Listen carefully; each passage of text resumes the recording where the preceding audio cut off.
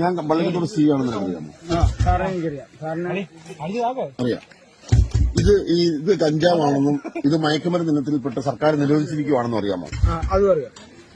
അത് എന്ന് നിരോധിച്ച്, ആര് നിരോധിച്ച്, കേരളത്തിലെപ്പം നിരോധിച്ചെന്ന് എല്ലാം അറിയാം. അതിനെപ്പറ്റി അറിയാം. ഇത് ഈ പറയുന്ന സംഭവം മയക്കുമരുന്ന് വെച്ചിട്ട് കേരളം മുഴുവൻ ഡ്രഗ്സിന് അഡിക്റ്റ് ആയിട്ടുള്ള ഒരു കൂട്ടം ആൾക്കാരാണെന്നുള്ളതിനെ പറ്റി അറിയാമോ? അതല്ല, എന്നെ ഒരു കൂട്ടം ആൾക്കാര് എന്നെ സാറിന് ഇപ്പൊ ഒരു പഞ്ചായത്തിൽ 1000 പേരുണ്ടെങ്കിൽ അതിലൊരു 10 പേരെ കഞ്ചാവ് അടിക്കുന്നുള്ളൂ. പക്ഷെ ഈ 1900 പേരും മദ്യം അടിക്കുന്നു. അപ്പൊ ഒരു സ്ഥലത്ത് പ്രശ്നം നടന്നു കഴിഞ്ഞാൽ ഏറ്റവും കൂടുതൽ പ്രശ്നം ഉണ്ടാക്കുന്ന മദ്യം കൊണ്ടല്ലേ. പക്ഷെ പിടിക്കുമ്പോൾ ജനങ്ങൾ പറയുന്ന ഉണ്ടാക്കുന്നതാണ് കഞ്ചാവ്. ഞാൻ ചോദിക്കട്ടെ, MDMA ഉണ്ട്, പ്രതലീനുണ്ട്, മോർഫിനുണ്ട്, അതുപോലെ തന്നെ LSD ഉണ്ട്. അതിന് കാശ് വേണം. അതൊക്കെ വലിയ കാശ്. അല്ല, ഞാൻ പറഞ്ഞ അങ്ങനെ കാശ് 2000 രൂപയില്ലേ?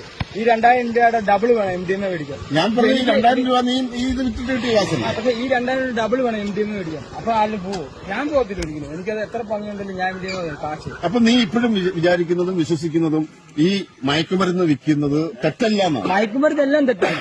ആശുപത്രി. പക്ഷെ ഇത് മയക്കുമരുന്നാണോ? അല്ല, ഇത് മയക്കുമരുന്നിന്റെ കൂട്ടത്തിൽ സർക്കാർ 85 പെടുത്തിയത് വെറും 29 വർഷമായിരുന്നു. ഇത് മയക്കുമരുന്നല്ല, കഞ്ചാവ് മയക്കുമരുന്നല്ല. 39 വർഷമായിരുന്നു. കഞ്ചാവ് മയക്കുമരുന്നല്ല. മയക്കുമരുന്ന് സർക്കാർ പെടുത്തിയതാ.